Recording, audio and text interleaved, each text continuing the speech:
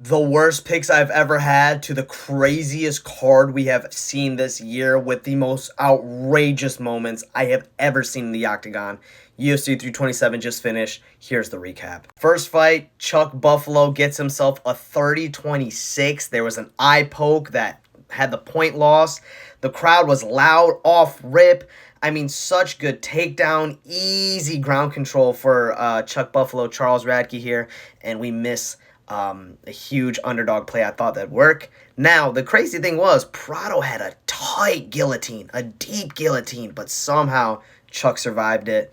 Good win for him. Vicente Luque is back. He drops Kelvin Gastelum early in that first round and goes in straight for that choke that he's really good at.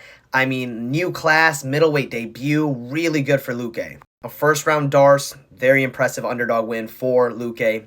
Great for him. I had Padilla winning this one, and Padilla had a sick walkout song, and his corner was saying something, and he was like, he's light-skinned, bro. Like, he ain't want to fight you. Like, that shit was crazy. A lot of significant strikes here, and we say over 115 significant strikes live on the Fight Companion, so that hits, but, I mean, so many clinch elbows and knees. I mean, it was crazy pace. Medeiros will be top 15 at some point, I think, and so will Padilla.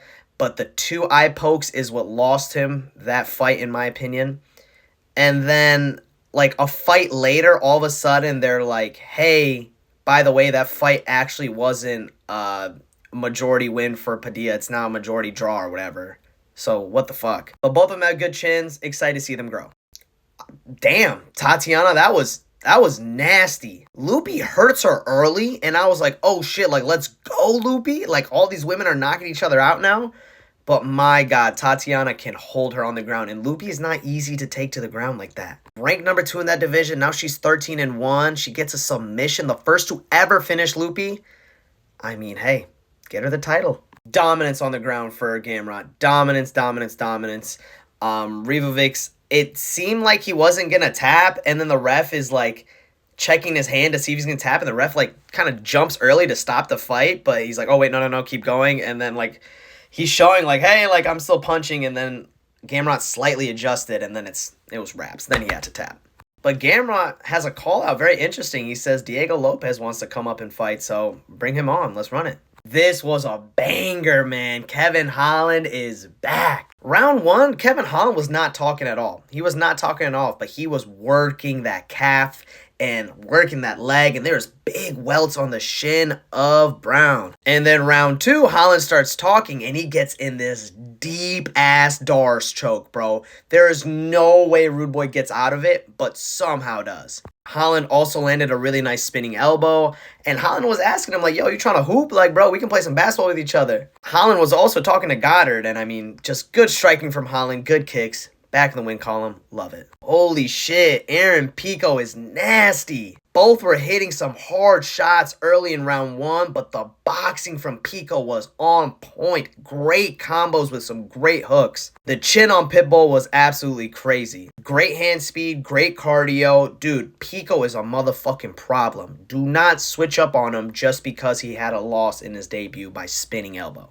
The Pico chants were going. He even dropped Pitbull. I mean, just a great win for Pico. Cub Swanson was fucking locked in on that walkout. My God. And it was a perfect way to retire. So technical, so in the groove. He was even screaming. I mean, but he wanted that flashy KO because he hurt Landwehr multiple times. That 42-year-old still got it. That was vintage Cub Swanson we saw. And as soon as he could get that moment, spread his hands out wide, I mean, had to stop the fight. Banger. Love you, Cub. Yeah, one of the most boring fights we've seen. Walker was just working calf kicks in round 1. This is boring chance, tons of circling, low volume. You can't call this a robbery because there was nothing that happened. So whatever, I don't really care. Even John Anik was like, not much to commentate on. When your commentators are saying, hey, there's not much to commentate on, rough. Even Joe was saying this fight sucks. Yikes. Best heavyweight fight of all time. Best heavyweight fight of all time. Fight of the year contender right up there. In the intro, Hokit walks up to him and just flips off Blades. Just off rip. An absolute fire start from Hokit, bro. Comes out just swinging and hurts Blades. He was about to get Blades out of there. And then all of a sudden, Blades switches it up and almost has Hokit out of there. Insane pace, insane striking. Both of their chins on display.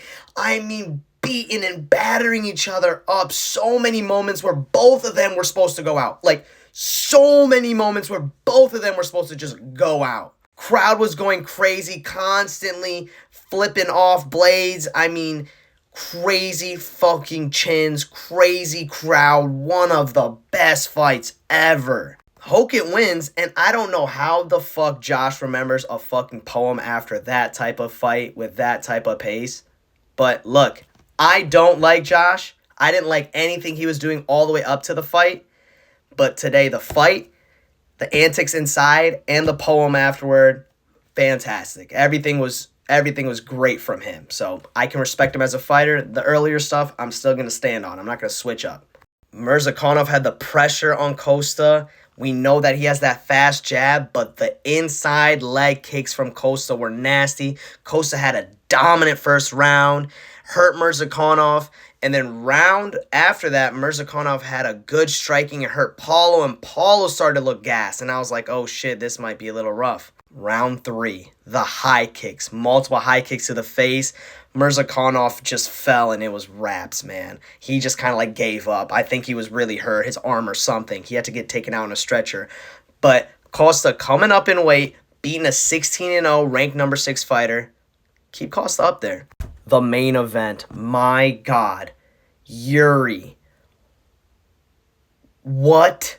Yuri dominating with that calf kick, and we see Ulbrich like pop his knee, and he's like limping on it, and he's trying to fight with it for like a minute and a half, and you can see like Yuri like emoting like, come on, man, like, let's go, don't worry about it, like, come on, be a warrior. And towards the end of the round, Yuri goes in, check left, Yuri gets dropped, and nasty ground and pound puts Yuri out. Ulbrich is your new fucking champ. Some of the worst fight IQ I have seen. Yuri is emotional afterward. I don't know. I don't know.